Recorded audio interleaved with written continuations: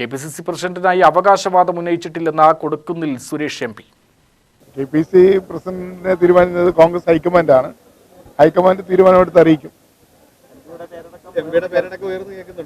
അല്ല, അത് സ്വാഭാവികമാണല്ലോ. KPCCക്ക് പുതിയ അധ്യക്ഷനെ തെരഞ്ഞെടുക്കാൻ ഹൈക്കമാൻഡ് ആലോചിക്കുമ്പോൾ അതിന് യോഗ്യതയുള്ള ആളുകളെയൊക്കെ അവർ പരിശോധിക്കും, പരിഗണിക്കും, എന്നിട്ട് ഒരു പ്രസിഡന്റിനെ പ്രഖ്യാപിക്കും. അല്ല, അതിന് ഹൈക്കമാൻഡ് തീരുമാനിക്കുക. പലവട്ടം നമ്മളിത് പറഞ്ഞിട്ടുള്ളതാണ്. കോൺഗ്രസ് KPCC അധ്യക്ഷനെ തിരഞ്ഞെടുക്കേണ്ട ചുമതല കോൺഗ്രസ് ഹൈക്കമാൻഡാണ്. ഹൈക്കമാൻഡ് അതിന് അനുയോജ്യനായ ഒരാളിനെ കണ്ടെത്തും, പ്രഖ്യാപിക്കും. അദ്ദേഹം ആ ഉത്തരവാദിത്തം ഏറ്റെടുത്ത് പാർട്ടിക്ക് വേണ്ടി പ്രവർത്തിക്കും. പാർട്ടിയും ഗവൺമെന്റിനെയും ഒരുമിച്ച് മുന്നോട്ട് കൊണ്ടുപോകുന്നതിന് അതിന് ഒരു പാലമായി പ്രവർത്തിക്കും. അല്ല, അതെല്ലാം നേരത്തെ KPCC നേതൃയോഗത്തിൽ ചർച്ച ചെയ്തല്ലോ. KPCC അധ്യക്ഷൻ തന്നെ പറഞ്ഞല്ലോ. KPCC പ്രസിഡന്റ് മന്ത്രിയായി, 2 വർക്കിംഗ് പ്രസിഡന്റുമാർ മന്ത്രിയായി, 6-7 DC പ്രസിഡന്റുമാർ MLA-മാരായി.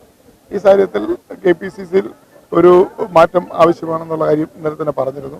അദ്ദേഹം അത് വിവരം ഹൈക്കമാൻഡിനെ അറിയിച്ചിട്ടുണ്ടെന്ന് ഇന്നലത്തെ യോഗത്തിൽ KPCC പ്രസിഡന്റ് പറഞ്ഞു. ഇനി ബാക്കി കാര്യങ്ങൾ കോൺഗ്രസിന്റെ കേന്ദ്ര നേതൃത്വം തീരുമാനിക്കണം. അല്ല, KPCC അധ്യക്ഷൻ തന്നെ ഹൈക്കമാൻഡിനോട് പറഞ്ഞല്ലോ, അദ്ദേഹത്തിന് 2 സ്ഥാനം കൊണ്ട് കൊണ്ടുപോകാൻ കഴിയില്ല, മന്ത്രിയും KPCC പ്രസിഡന്റുമായി മുന്നോട്ട് പോകാൻ കഴിയില്ല. അതുകൊണ്ട് KPCC പ്രസിഡന്റ് സ്ഥാനത്തേക്ക് പുതിയൊരു നേതാവിനെ കണ്ടെത്തണമെന്ന് ആവശ്യപ്പെട്ടിട്ടുണ്ട്. അതനുസരിച്ച് കോൺഗ്രസ് ഹൈക്കമാൻഡ് അത് തീരുമാനമെടുക്കും. ഇല്ല, അങ്ങനെ ഒരു ക്ലെയിമും എനിക്കില്ല. ഞാനങ്ങനെ ക്ലെയിം പറയേണ്ട ആളല്ല. അങ്ങനെ ഒരു ക്ലെയിം എന്ന് പറയുന്നത് തന്നെ അടിസ്ഥാനമാണ്. അതിന് യാതൊരു വസ്തുതയും. പ്രത്യേക സാഹചര്യത്തിൽ കോഴിക്കോടിന് മന്ത്രി ഇല്ല, കോഴിക്കോട് നിന്ന് മന്ത്രി ഇല്ല എന്നുള്ളത് ശരിയാണ്. പക്ഷേ T. സിദ്ദിഖ് കോഴിക്കോട്ടുകാരനാണ്. അദ്ദേഹം കൽപ്പറ്റയിലെ MLA ആണെങ്കിൽ പോലും MLA ആണെങ്കിൽ പോലും അദ്ദേഹം കോഴിക്കോട്ടുകാരനാണ്.